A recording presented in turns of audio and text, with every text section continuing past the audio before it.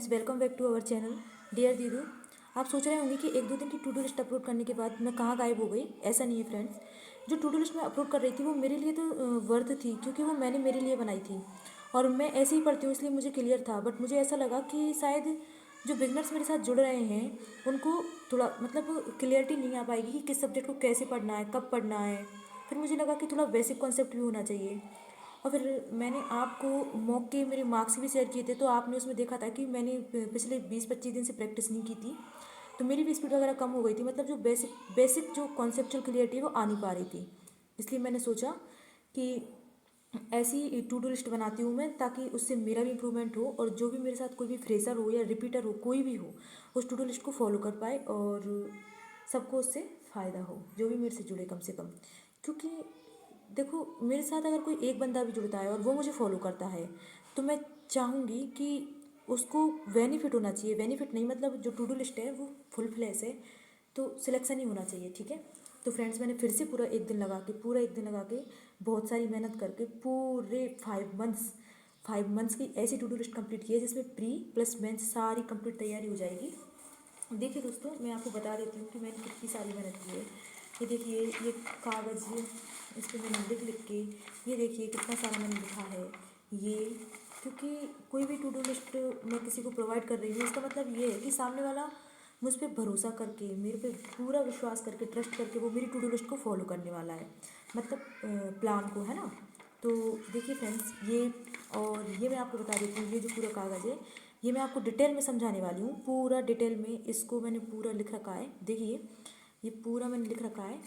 इसमें पूरा 5 मंथ का प्लान है फ्रेंड्स, और अगर इसको मैं फॉलो करने वाली हूँ, किसी ने अगर सीरियसली इसको रिग्रेसली फॉलो कर लिया है, तो ऐसा बिल्कुल भी नहीं हो सकता कि हमारा किसी भी एक एग्ज़ाम में, मतलब किसी भी एग्ज़ाम में फाइनल सिलेक्शन ना हो। क्योंकि ये जो टू डू लिस्ट बनाई है फ्रेंड्स, वो मैंने ऐसे बनाई है क्योंकि 2023 में मैंने पूरे साल तैयारी की है, और इसमें मैंने उन बारीक चीज़ों का ध्यान रखा है जो गलतियाँ मुझे अब नहीं करनी है।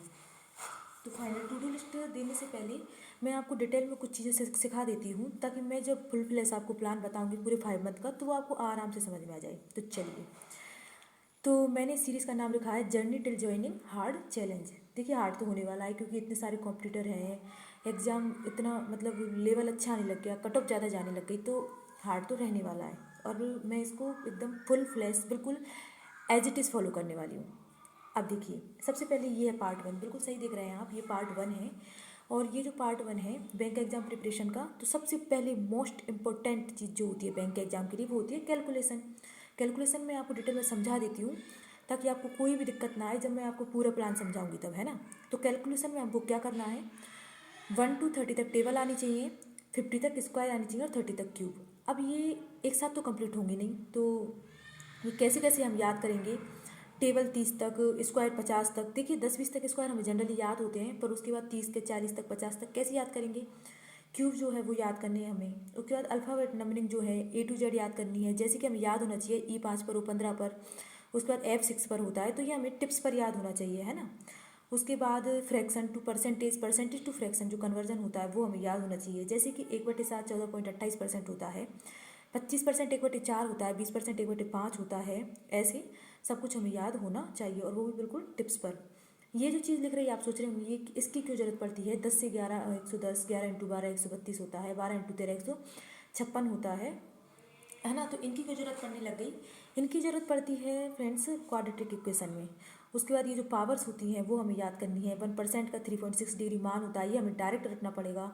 5% 2 वर्ष का अगर चक्रवृद्धि ब्याज पूछता है तो 10.25% होता है। 25% का 2 वर्ष का 56.25 होता है। ये हमें क्या, ऐसा नहीं है हमें निकाल नहीं सकते, हम इन्हें बहुत स्पीड में निकाल सकते हैं, पर स्पीड में निकालने के लिए भी हमारे पास टाइम नहीं होता, क्योंकि कंपटीशन इतना कट थ्रोट हो रहा है कि दोस्तों, मतलब अगर हम ना 5 सेकंड में इसको निकाल पा रहे हैं, और अगर हम 2 सेकंड में इसको याद कर पा रहे हैं, तो हमें वो 3 सेकंड बचाने हैं यहाँ पर, है ना। और उन्हीं से हम कंपटीशन में मतलब टॉप पर आएंगे, और जॉब के लिए आपको पता है टॉप पर ही आना पड़ेगा हमको, है ना। उसके बाद जो फॉर्मूला होते हैं मेंसुरेशन के, क्योंकि मेंसुरेशन का क्वेश्चन आता है तो उसका फॉर्मूला हमें एकदम एकदम कंटस्ट मतलब देखते ही क्वाड्रेंट 1/4 πr² ऐसे याद होना चाहिए, तभी हम क्या वहाँ डायरेक्ट क्वेश्चन को कर पाएंगे, है। तो ये है कैलकुलेशन।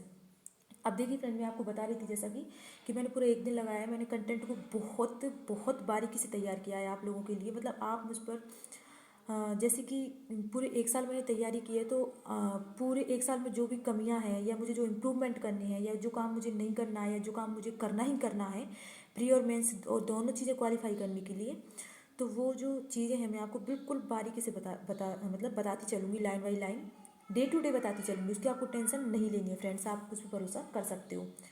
क्योंकि जनरली क्या होता है, जो बिगनर्स होते हैं ना, उन्हें बिल्कुल भी पता नहीं रहता है कि शुरुआत कहाँ से करनी है। तो जो शुरुआत करनी है वो भी मैं आपको बताऊंगी, जीरो से लेकर सिलेक्शन तक। इसीलिए सीरीज़ का नाम जो हमने रखा है वो रखा है जर्नी टिल ज्वाइनिंग। ओके, अब देखिए कैलकुलेशन में मैं आपको बता देती हूँ। कैलकुलेशन में ये है, देखिए ये कैलकुलेशन का ये पार्ट होने वाला है। जैसे कि सबसे पहले मैंने टेबल बताया, एक कागज़ पे आप सारी कैलकुलेशन लिख लेना, इसमें से देख लेना कि भाई कौन कौन से टॉपिक हैं। देखिए मैंने पूरी टेबल लिख रखी है।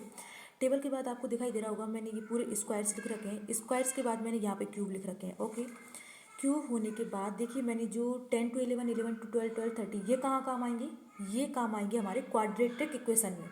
देखिए गाइज, मानिए आपकी पहले मुझसे 2 मिनट में 5 क्वाड्रेटिक कभी भी नहीं बनते थे, लेकिन मैं ऐसे कोई यूट्यूब चैनल सर्च कर रही थी, मतलब ऐसे मैं देख रही थी कि भाई कैसे पढ़ा जाए बैंक के लिए, स्पीड कैसे बढ़ाई जाए। तो मुझे एक चैनल मिला जहाँ पे एक मतलब जो सर है उन्होंने बता रखा था कि क्वाड्रेटिक इक्वेशन में ये चीज़ें बहुत काम आती हैं और आपको ये कवर कर लेना है, ठीक है। उसके बाद ये पावर्स हैं, ये पावर्स बहुत काम आती हैं, बहुत ज़्यादा काम आती हैं, तो ये हमें याद करनी है। उसके बाद ये परसेंटेज हैं, और ये मैं आपको जो बता रही थी कि ब्याज की जो रेट्स हैं ना हमें टिप्स पर होनी चाहिए, इनको हम बहुत जल्दी निकाल सकते हैं। जैसे कि 10% का हम निकालेंगे तो सक्सेसिव का जो फॉर्मूला है वो लगा के 10 और 10 20, 10 इंटू 10 100 आता है, तो उसका 1% निकल जाएगा, 20 में एक जोड़ते 21% आ जाएगा। लेकिन इतना टाइम भी हमारे पास नहीं होता है। ये परसेंटेज टू फ्रैक्शन है, ये कुछ इंपॉर्टेंट मतलब फ्रैक्शन है जो हमें टिप्स पर होनी चाहिए, ठीक है। उसके बाद मैं आपको और भी दिखाती हूँ कि इस कागज़ में मैंने क्या क्या लिख रखा है ना। इस कागज़ में और भी ये चीज़ें हैं, देखिए आप देखती जाइए। ये परसेंटेज का पूरा मामला दे रखा है। ये मैंने डिग्री कन्वर्जन आपको बताया था। ये आपको हंसी आएगी शायद सोच के, क्योंकि फ्रेंड्स मैं बिल्कुल भी प्रो नहीं हूँ, मैं भी एवरेज स्टूडेंट हूँ, तो मुझे इन चीज़ों में कन्फ्यूजन हो जाता है। 8 3 11 9 3 12 7 8 15, तो इन चीज़ों को मैंने लिख ही लिया कि डेली नज़रों से निकलेंगी तो सोचना नहीं पड़ेगा। कुछ इंपॉर्टेंट चीज़ें ये हैं कि जैसे अगर किसी चीज़ को हमको 5 से मल्टीप्लाई करना है तो उसको 10/2 लिख सकते हैं, 25 से मल्टीप्लाई करना है तो 100/4 लिख सकते हैं, ठीक है।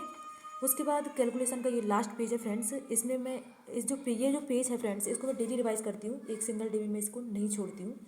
देखिए इसमें मैंने पूरे फॉर्मूला लिख रखे हैं, ये परसेंटेज लिख रखी है, और ये कुछ इंपॉर्टेंट चीज़ें हैं जिनमें हमारा अक्सर कन्फ्यूजन हो जाता है, तो ये चीज़ें मैंने लिख रखी हैं। ओके, तो ये थी। एक इंपॉर्टेंट चीज़ और थी कि A to Z जो नंबरिंग है इसको भी टिप्स पर कर लेना, इसको उल्टा सीधा जैसे मतलब सब कुछ टिप्स पर हो जाना चाहिए हमारे, है ना दोस्तों।